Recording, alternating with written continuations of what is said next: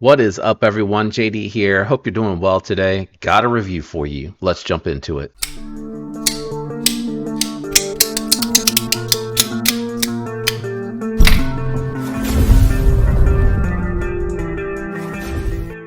All right, we got a new one from Kansept, and we are taking a look at the Mistaken. This is a Jonathan Styles design, and it is very affordable for what you're getting here. So you got a titanium bolster with the copper carbon fiber onlays on the back here, titanium pocket clip, very nicely done, by the way.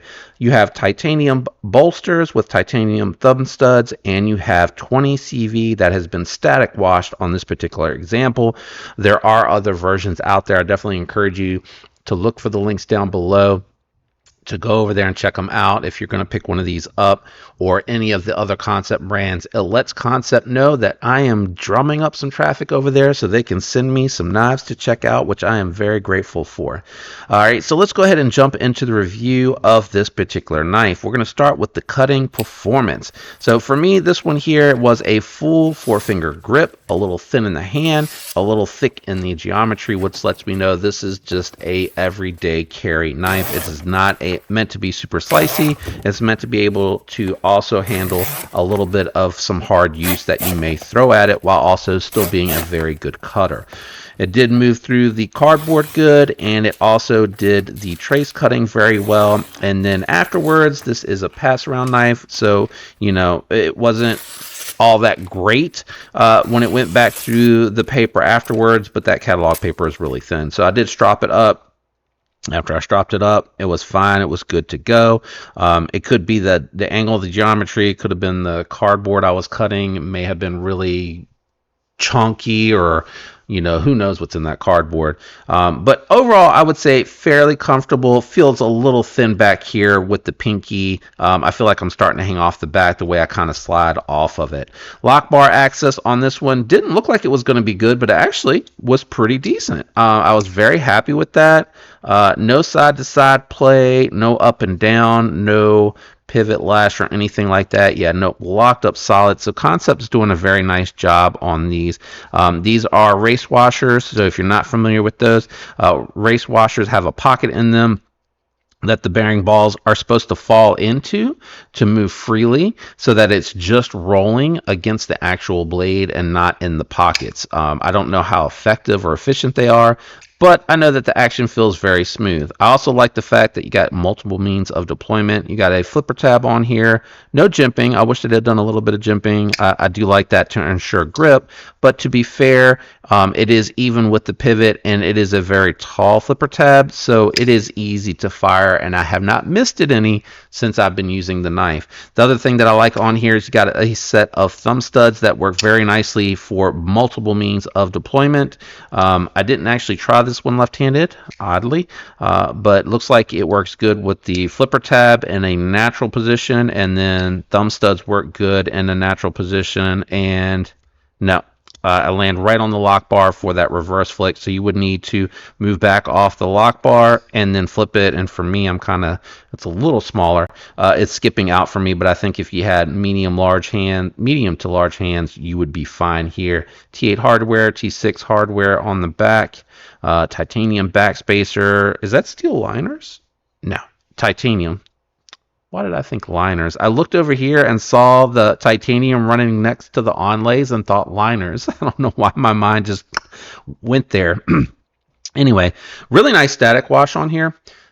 I think Kansept and Kaiser are kind of neck and neck for me on their static washes, and Kubi also right there with them on their static washes. Beautiful static washes on there. Sounds on this one are pretty good too.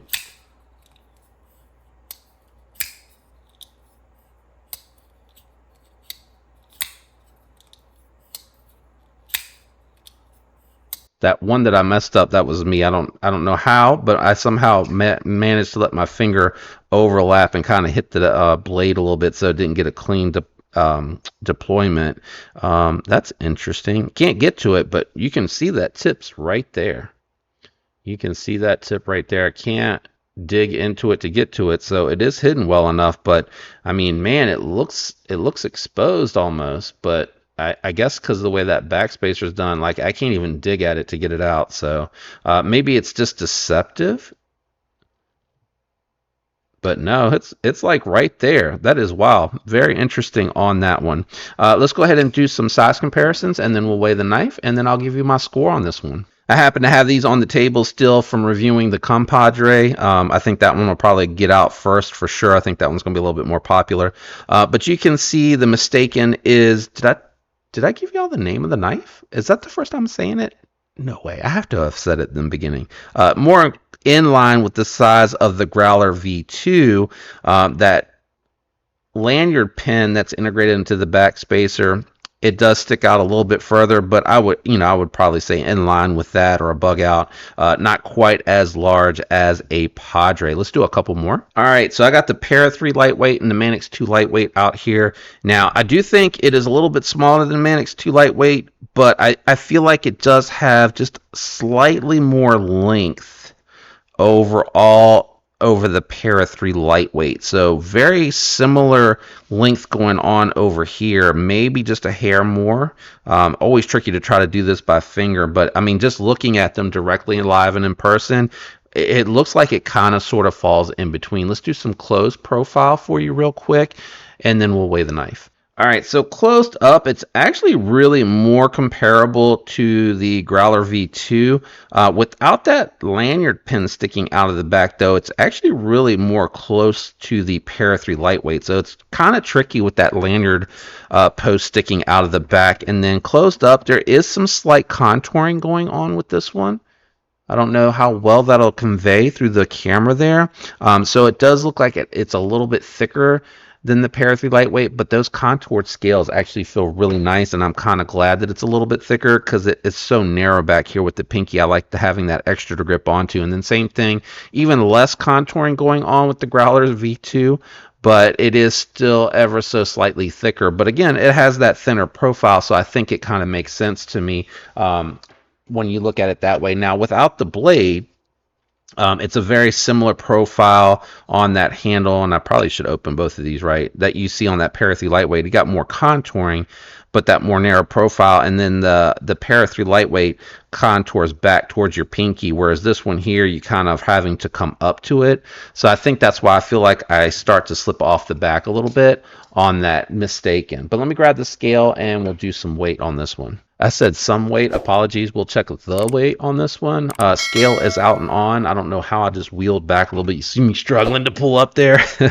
So coming in at 3.5, really good weight for all titanium, and a fairly thick blade stock, I feel like. Let's go ahead and score it, and I'll go ahead and explain why I gave it the score that I did. All right, so I operate on a scale of 1 to 10. Everything that goes into it is materials, price point, build quality, performance, and action, just the way the knife feels in hands overall. And this one here is going to be a little on the premium end. You got 20 CV titanium with carbon fiber. You got a lot of exotic materials on this knife, in my opinion, and you got a fantastic price point on this. Budget knives stop at 7 because they don't have these materials. This one feels very well made. It does have a little bit of a thicker geometry, so it's going to be more capable, more well-rounded. It's going to be able to handle your heavy-duty task, but it does have, a decently slicey blade. It's not ultra slicey or super slicey. I would say it's a good cutter. So it's going to be able to, again, handle your EDC task. If you're doing where you need to slice or trace or get into detailed cutting with your knife, I don't think this is the knife for you. The aesthetics also play a factor for me on my scores personally. Having said that, build quality and money for value on this is going to be really good. It was a little concerning that the 20 CV off of that little bit of cutting that I cut with the cardboard was a little jagged, but it could just be a burnt factory edge. But that does play in the back of my mind a little bit. So for me, I'm going to put this one at a 7.2. Again, the reasons for that: a little concern with that 20 CV's performance. I would have liked it to have been a little bit more slicey. I think they could have gone a little bit thinner and still had this one be more than capable of handling your heavy duty task. I also feel like for me with the larger hands, I fall off the back a little bit.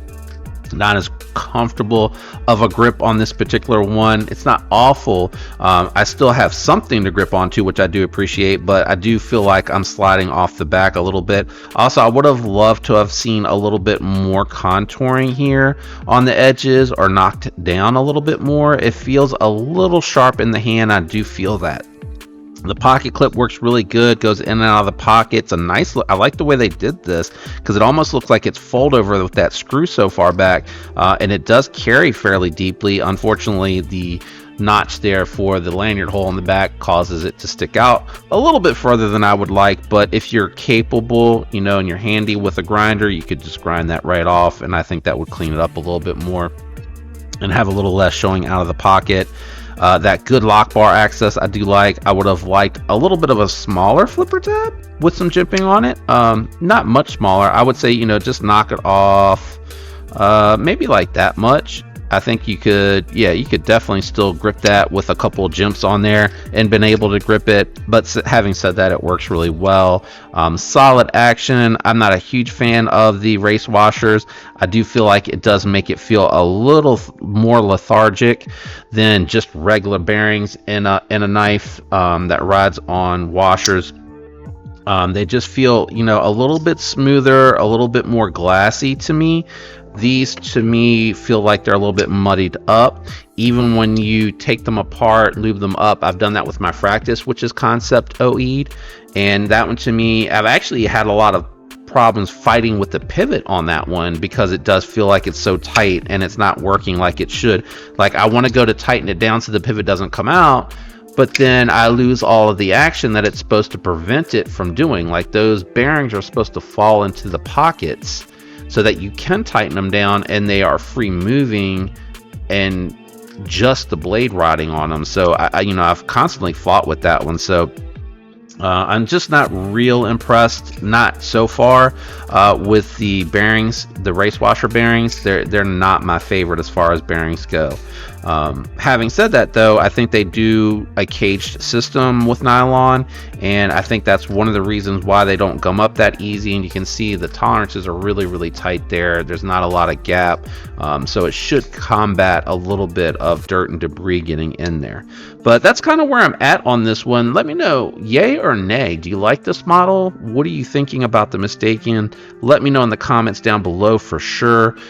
Cool to see them using some 20 CV in addition to S35EN. I think that's a good balance, right? You got 20 CV is going to be more edge retention, and S35EN is going to be good edge retention but better toughness, and then better, I think S35EN has better corrosive resistant properties.